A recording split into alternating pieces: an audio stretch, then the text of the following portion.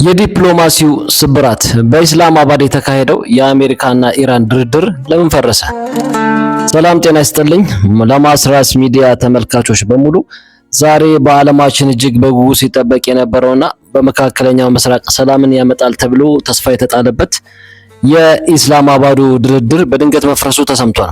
በፓኪስታን አደራዳሪነት ለቀናት ሲካሄድ የነበረው የአሜሪካና የኢራን ድብቅ ንግግር ያለምንም ስምምነት ተበትኗል ማለት ነው። የዓለም ነዳጅ ዋጋ እንዲረጋጋና የሆርሙዝ ባህረ ሰርጥ እንዲከፈት ቁልፍ ይሆናል የተባለው ይህ ድርድር በምን ምክንያት ሊፈርስ ቻለ? ፕሬዝዳንት ዶናልድ ትራምፕ እና ጄዲ ቫንስ ምን አሉ? የኢራን ተደራዳሪዎችስ ምን አይነት ጠንካራ ቅድመ ሁኔታዎችን አቀረቡ? ዛሬ በዚህ ልዩ ዘገባችን ከኢስላማባድ እስከ ዋሽንግተን ከቴሄራን እስከ ቴል አቪቭ ያሉትን ዲፕሎማሲያዊ ፍጥጫዎችን በጥልቀት እንመረምራለን። ለዚህ ቻናል አዲስ ከሆኑ እባክዎን ሰብስክራይብ በማድረግ እና የደወል ምልክቷን በመጫን በየቀኑ የምናወጣቸውን ሰበር ዜናዎችና ጥልቅ ትንታኔዎችን በፍጥነት እንዲደርሷችሁ ያድርጉ። አሁን ቀጥታ ወደ ዘገባው ገባለሁ።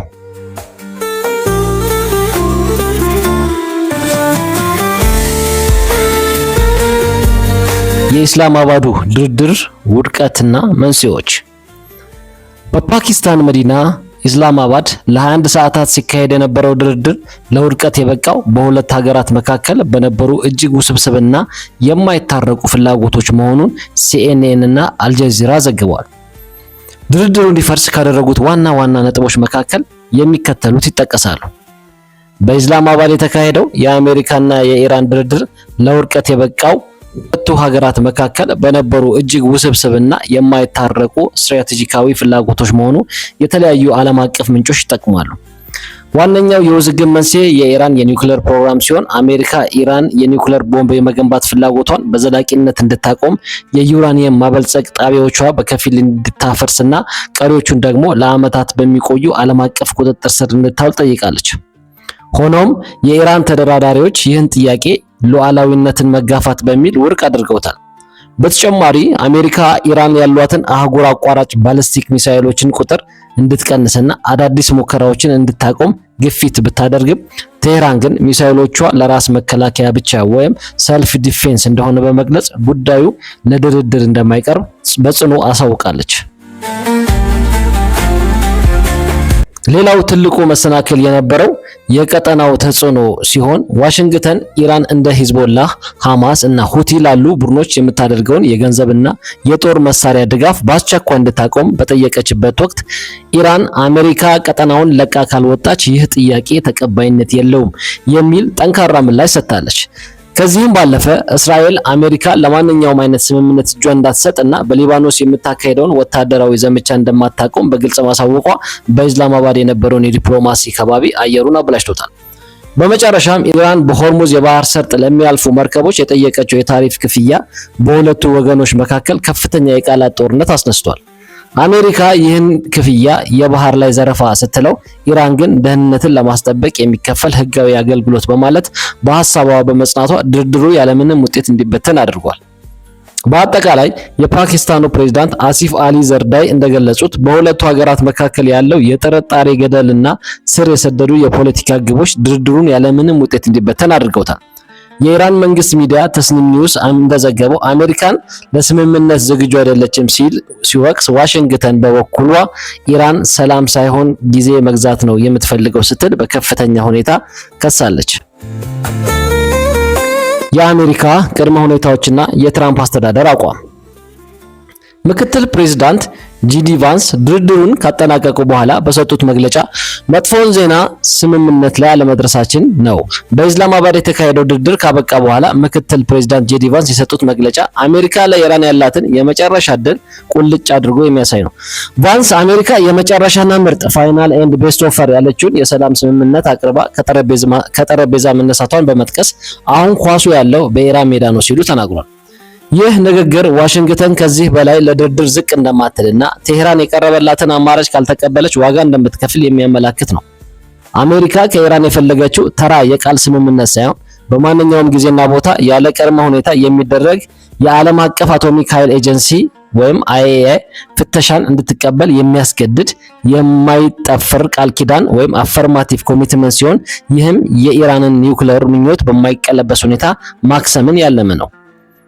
ከኒውክሌር ባሻገር ፕሬዝዳንት ትራምፕ ኢራን አህጉር አቋራጭ ባለስቲክ ሚሳይሎችን ማልማት እንድታቆምና ለሩሲያ የምታደርገውን የድሮን ድጋፍ በአስቸኳይ እንድታቋርጥ ጥብቅ ትዕዛዝ አስተላልፏል። ይህ ካልሆነ ግን በኢራን ወታደራዊ ፋብሪካዎች ላይ ቀጥተኛ እርምጃ እንደሚወስዱ በማስጠንቀቅ አሜሪካ በሆርሙዝ ሰርጥ ላይ የተደቀኑ ፈንጂዎችንና ትናንሽ የጦር ጀልባዎችን ለማስወገድ ወታደራዊ ጽዳት መጨመሯን ገልጿል። ትራምፕ ስምምነት ቢደረግም ባይደረግም አሜሪካ ቀድሞውን አሸንፋለች ማለታቸውን ዋሽንግተን በድርድሩ ውጤት ላይ ጥገኛ ለመሆኗን የራሷ እርምጃ ለመውሰድ ዝግጁ መሆኗን ያሳያል። የትራምፕ አስተዳደር እየተከተለ ያለው ይህ የካሮትና ዱላ ወይም ደግሞ ካሮት ኤንድ ስቲክ ስትራቴጂ ኢራን ቅድመ ሁኔታዎቹን ካከበረች የታገደባትን ገንዘብ የመልቀቅ ካልሆነ ግን ማክሲመም ፕሬዠር የተባለውን እጅግ የከፋ የኢኮኖሚ ማዕቀብ የመጣል ዓላማ አለው። በአጠቃላይ ይህ የድርድር ጥበብ አርት ኦፍ ዲል ቴህራንን ወደ ማዕዘን ያስጠጋ ሲሆን ጄዲ ቫንስ እንዳሉት አሜሪካ የምትፈልገውን ሰላም በራሷ ጥቅሞች ላይ ብቻ የተመሰረተ መሆኑን በጽኑ አቋም አረጋግጧል። የኢራን ምላሽ ጠንካራ ቅድመ ሁኔታዎች። የቴህራን ጽኑ አቋም በኢስላማባድ የከሸፈው የክብርና የጥቅም ግጭት። በኢስላማባድ የዲፕሎማሲ አዳራሽ ውስጥ ድርድሩ ሲጀመር የኢራን ተደራዳሪዎች ይዘውት የመጡት አቋም ለክብር አንደራደርም የሚል ጽኑ መልእክት ነበረው። በኢስላማባድ የዲፕሎማሲ አዳራሾች ውስጥ ድርድሩ ሲጀመር የኢራን ተደራዳሪዎች ይዘውት የመጡት አቋም ለክብር አንደራደርም የሚል ጽኑ መልእክት ነበረው። የኢራን የውጭ ጉዳይ ሚኒስቴር እና እንደ ተስኒም ኒውስ ያሉ የሀገሪቱ ሚዲያዎች የአሜሪካ ጥያቄዎች ከመጠን ያለፈ ህገወጥ ወይም ኤክሰሲቭ ዲማንድስ በማለት ወዲያውኑ ኮንነዋል። ቴህራን በድርድሩ ጠረጴዛ ላይ ያስቀመጠችው ቅድመ ሁኔታ ግልጽ ነበር። አሜሪካን በኢራን ላይ የጣለችው ማዕቀብ ሙሉ በሙሉ እንድታነሳ፣ በውጭ ሀገራት የታገደባትን በቢሊዮን የሚቆጠር ዶላር እንድትለቅና በእስራኤል በሊባኖስ በጋዛ የምታካሄደውን ጥቃት እንድታቆም የሚሉ የድንጋይ ላይ ምልክቶች አስምራለች። ይህ ይበልጥ የሚጠነክረው በኢራን የሉዓላዊነትና የክብር ጥያቄ ላይ ነው። የኢራን ከፍተኛ ተደራዳሪዎች ለአልጀዚራ በሰጡት ቃል አሜሪካ ስለ ሚሳኤል ፕሮግራማቸው እና ስለ ቀጠናዊ ተጽዕኖ እንድትደራደር መጠየቋን እንደ ሀገር አሳልፈው መስጠት ነው የቆጠሩት። እኛ የምንደራደረው ስለ ኒውክሌር ጉዳይ ብቻ ነው፣ ስለ ራሳችን መከላከያ መሳሪያ አናወራም በማለት አቋማቸውን ገልጿል። ፕሬዝዳንት ትራምፕ ሰርጡን በማጽዳት ላይ ነን ማለታቸውን እንደ ወታደራዊ ማስፈራሪያ ወይም ሚሊተሪ ቡሊንግ የቆጠሩት የኢራን ባለስልጣናት በጥይት አፈሙዝ ስር ሆነን አንደራደርም በማለት ለአሜሪካ ማስጠንቀቂያ ሰጥተዋል። ይህም አሜሪካ ማስፈራሪያውን ካላቆመች ድርድሩን ለረጅም ጊዜ ለማቋረጥ ዝግጁ መሆናቸውን ያሳዩበት ስትራቴጂካዊ ትዕግስት ስልት ነው ተብሎ ይነገራል። በመጨረሻም ቴህራን የሆርሙዝ ሰርጥን እንደ ብቸኛ የድል ካርድ ተጠቅማበታለች። አሜሪካ በጦር ሜዳ ያጣችውን በድርድር ጠረጴዛ ላይ ልታገኝ አትችልም ስትል በሰርጡ ላይ ያላትን ወታደራዊ ብልጫ ለፖለቲካዊ ድል እንደምትጠቀምበት በግልጽ ተናግራለች። በሰርጡ ላይ የጠየቀችውን የጥበቃ ክፍያ አሜሪካ እንደ ዘረፋ ብታየው፣ ኢራን ግን እንደ ህጋዊ የባህር ዳርቻ አገልግሎት ትቆጥረዋለች። ከሁሉም በላይ ግን አሜሪካን የእስራኤልን ጠበቃ ስትል የከሰሰችው ቴህራን እስራኤል ጥቃቷን በአስቸኳይ ካላቆመች ለማንኛውም ስምምነት ፈቃደኛ እንደማትሆን በማሳወቅ የእስላማባዱን ዲፕሎማሲ ወደ ማይመለስበት ስብራት እንዲያመራ አድርጋለች።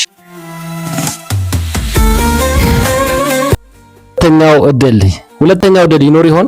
ምንም እንኳን የእስላማባዱ ድርድር ያለምንም ውጤት ቢበተንም በሁለቱ ወገኖች መካከል የዲፕሎማሲው በር ገና አልተቆለፈም የሚል ጭላንጭል ተስፋ ይታያል። ሆኖም ይህ ተስፋ በከፍተኛ ስጋትና በጊዜ ገደብ የታጠረ ነው።